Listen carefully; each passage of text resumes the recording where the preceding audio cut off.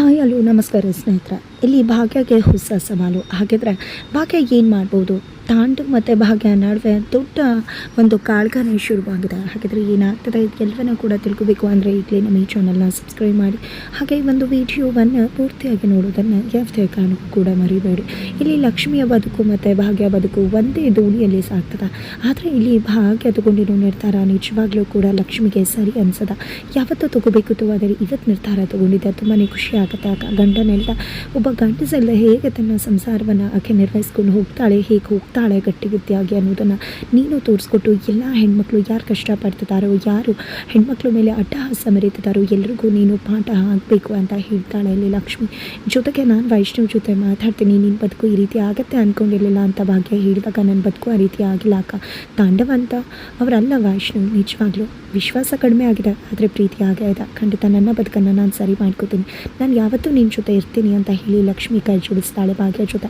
ತದನಂತರ ಭಾಗ್ಯ ಕೆಲ್ಸಕ್ಕೆ ಹೋಗ್ತೀನಿ ಅಂತ ಹೇಳಿ ಇಷ್ಟು ದಿನ ಭಾಗ್ಯ ತಾಂಡವಾಗಿ ಕೆಲ್ಸಕ್ಕೆ ಹೋಗ್ತಿದ್ದೆ, ಇವತ್ತು ಭಾಗ್ಯ ಆಗಿ ಕೆಲ್ಸಕ್ಕೆ ಹೋಗ್ತಿದ್ದೀನಿ, ನನಗೆ ಆಶೀರ್ವಾದ ಮಾಡಿ ಅಂತ ಹೇಳಿ ಅತ್ತೆ ಮಾವನ ಆಶೀರ್ವಾದ ತಗೋತಾರೆ. ಆದರೆ ಇಲ್ಲಿ ಸುನಂದವ್ರು ಮಾತ್ರ ಇನ್ನೂ ಕೂಡ ಹಾಗೆ ಇದ್ದಾರೆ.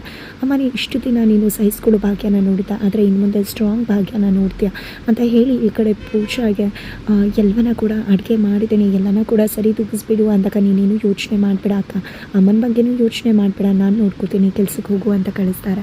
ಈ ಕಡೆ ತಾಂಡವ್ ಮನೆಗೆ ಬಂದಿದ್ದಾರೆ, ಈ ಕಡೆ ಭಾಗ್ಯ ಮುಂದೆ ಮಾತನಾಡ್ತಿದ್ದಾರೆ. ಈ ಕಡೆ ಏನು ತಾಳಿ ಕಿತ್ತು ಬಿಸಾಕಿದೆಯಲ್ಲ, ಗಂಡಸಿಲ್ಲದೆ ಬದುಕೋಕ್ಕಾಗತ್ತಾ, ಗಂಡ ಇಲ್ಲದೆ ಬದುಕೋದು ಎಷ್ಟು ಕಷ್ಟ ಆಗುತ್ತಾ, ಏನು ಮಾಡ್ತೀಯ, ಈ ಮೈ ಕಟ್ಟೋಕ್ಕಾಗುತ್ತಾ, ಹಾಗೆ ಹೀಗೆ ಅಂತೇಳಿ ಮಾತಾಡ್ತಿದ್ರೆ ಭಾಗ್ಯ ಎಲ್ಲವನ್ನ ಕೂಡ ಮಾಡಿ ತೋರಿಸ್ತೀನಿ ಅಂತ ಹೇಳಿ ಅಲ್ಲಿಂದ ಹೋಗಿ ಬಿಡ್ತಾಳೆ. ಈ ಕಡೆ ಇಷ್ಟ ಅಂತೂ ಫುಲ್ ಕೆಂಡಾಕ ಆಡ್ತಿದ್ದಾಳೆ ತಾಂಡವ್ ಇಲ್ಲ ಅಂತ.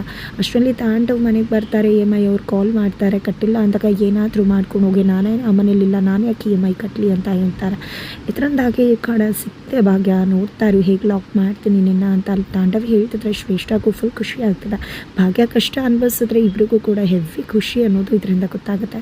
ತದನಂತರ ಆಯ್ತಾ ಕಡೆ ಮನೆಯಲ್ಲಿ ಪೂಜಾ ಕೂಡ ಕೆಲಸ ಹುಡುಕ್ತಿದ್ದಾಳೆ. ಅದರ ನಡುವೆ ಎಮ್ ಐ ಅವ್ರ ಮನೆಗೆ ಬರ್ತಾರೆ. ನೀವು 5 ತಿಂಗಳಿಂದ ಯಾವುದೇ ರೀತಿ ಎಮ್ ಐ ಕಟ್ಟಿಲ್ಲ, ನಿಮ್ಮ ಮಗನ ಕೇಳಿದ್ರೆ ಏನಾದರೂ ಮಾಡ್ಕೊಂಡು ಹೋಗಿ, ಏನು ಮಾಡ್ಕೋತೀರಾ ಮಾಡ್ಕೊಳ್ಳಿ ಅಂತ ಥರ ಸೀಸ್ ಮಾಡೋಕ್ಕೆ ಬಂದಿದೆ.